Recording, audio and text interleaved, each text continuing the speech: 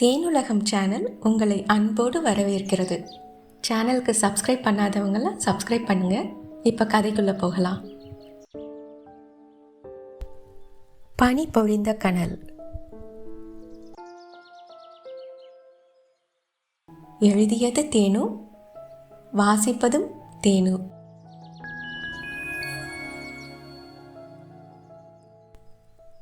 அத்தியாயம் 25.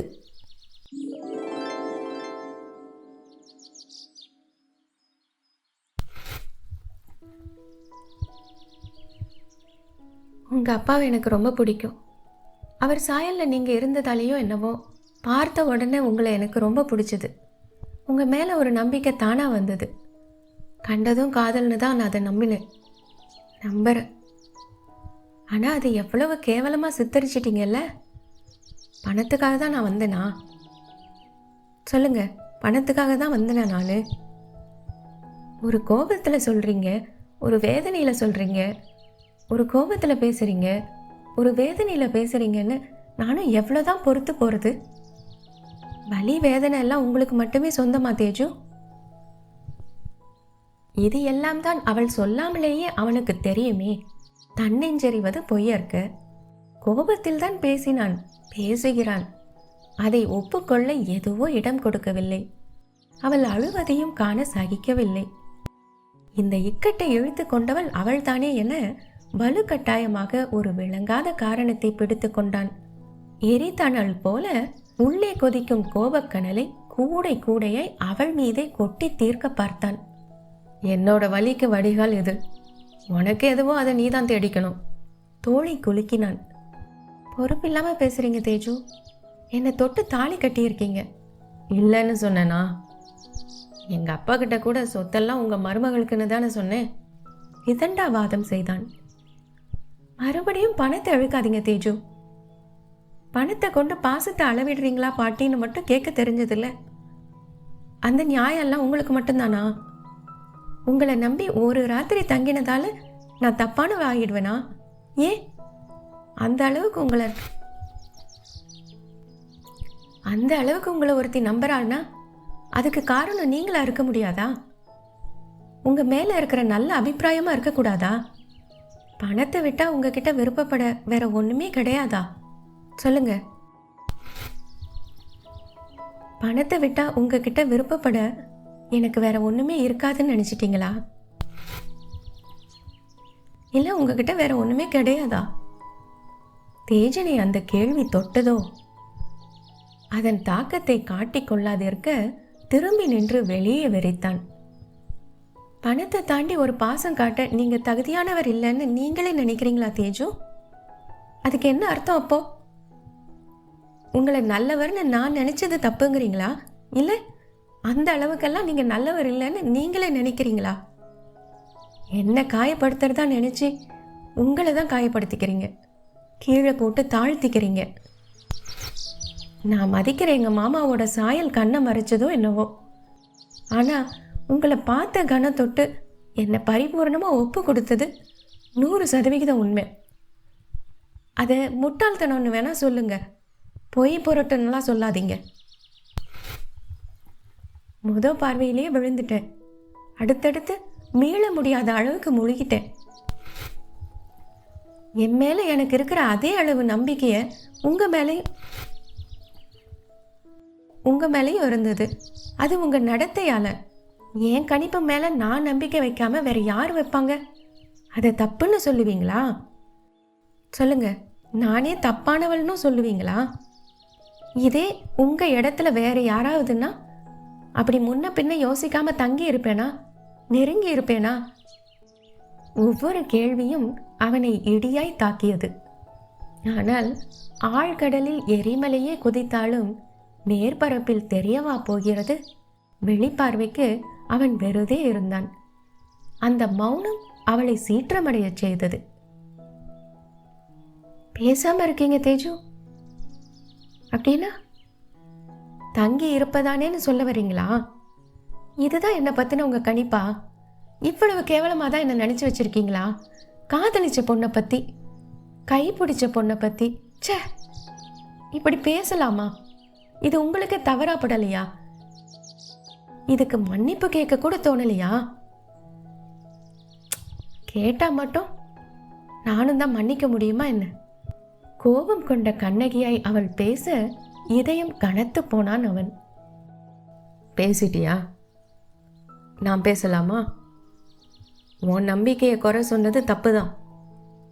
மன்னிப்பு கேட்குறதா மன்னிக்கிறதான்னு அப்புறமா பார்க்கலாம்.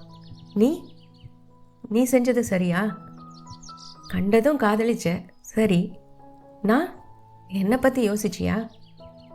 உன்னை முதல்ல பார்த்தபோது எனக்கு பழசெல்லாம் தான் நினைவுக்கு வந்தது.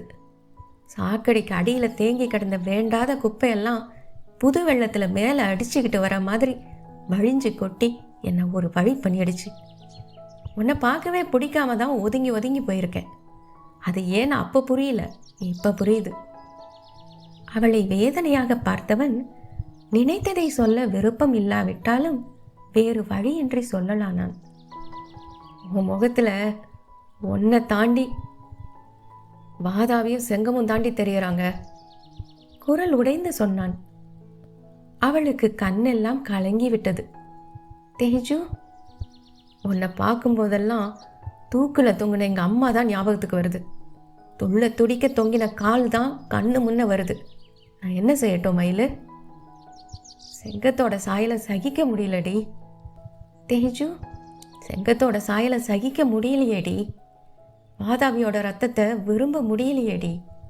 உன்னை சேர்த்துக்க நினைச்சாலே எங்கள் அம்மாவுக்கு துரோகம் பண்ணுற மாதிரி இருக்கு.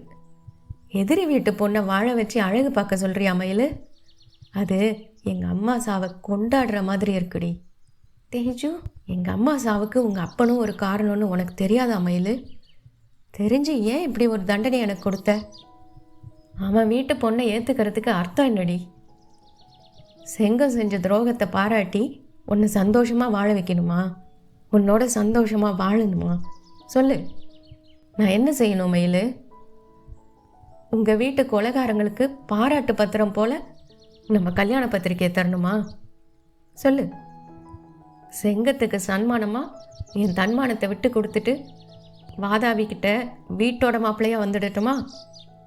எங்கள் அம்மா சாவை மறக்க முடியாது, மாற்ற முடியாது தான். அதுக்காக அதை தினம் தினம் நினைவுபடுத்திக்கிட்டே இருக்க போகிறீங்களா?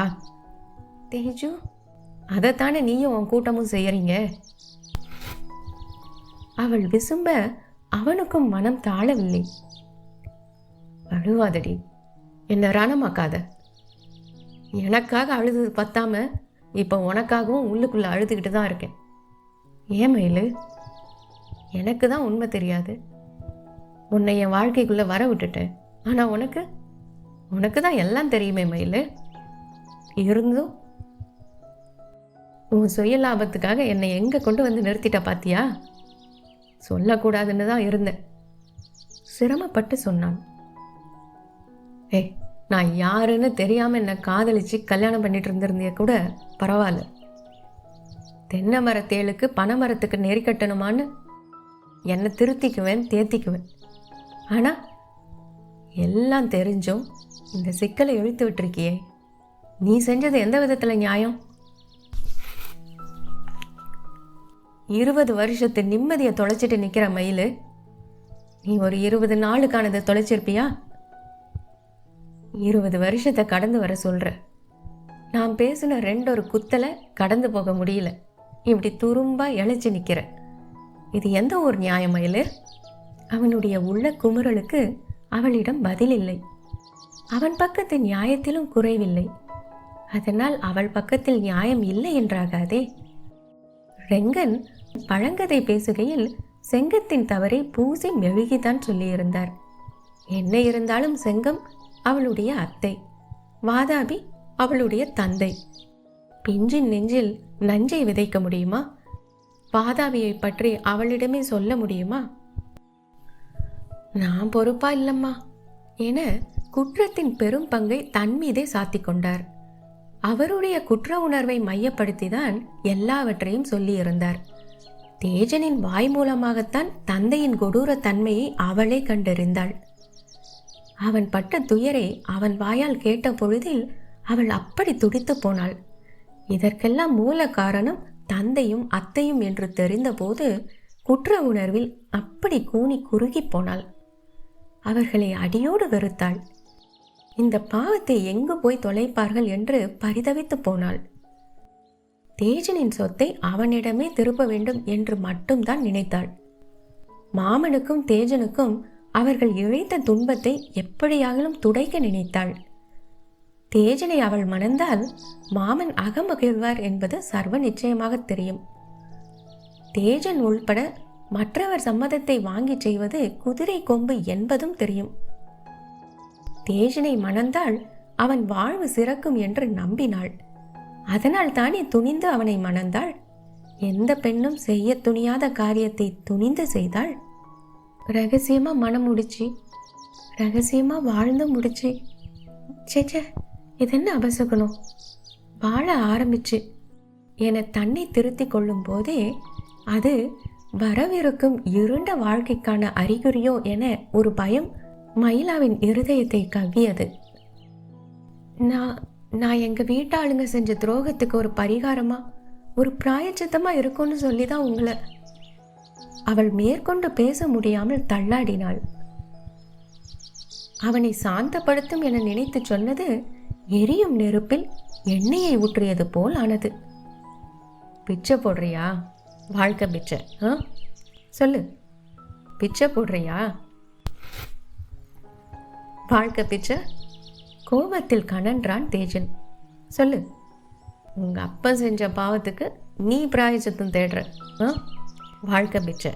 அவ்வளோ அக்கறை இல்லை? அவ்வளோ அக்கறை அவங்க மேலே. அப்போ எனக்காக என்ன கட்டிக்கல இல்லை? கண்டதும் காதல்ன அதெல்லாம் என்ன வார்த்தை அலங்காரமா? நீ பிராயச்சித்தம் தேட நான் தான் ஆகப்பட்டேனா? பேஷ், ஆட்டை கழுத்தறுத்துட்டு ஆயின்மெண்ட்டு போடுவீங்க, நாங்கள் கழுத்தை காட்டிக்கிட்டு நிற்கணும் இல்லை?